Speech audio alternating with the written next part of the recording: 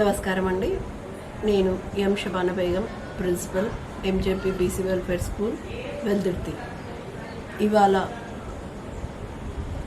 మన ముఖ్యమంత్రి గారు గౌరవనీయులైన శ్రీ ఎన్ నారా చంద్రబాబు నాయుడు గారు మరియు మన విద్యాశాఖ మంత్రివర్యులు శ్రీ నారా లోకేష్ గారు క్వాలిటీ ఎడ్యుకేషన్ ప్రమోట్ చేయడానికి షైనింగ్ స్టార్స్ ప్రతిభ అవార్డ్స్ రూపొందించారు. ఇది చాలా అమోఘమైన ప్లాన్.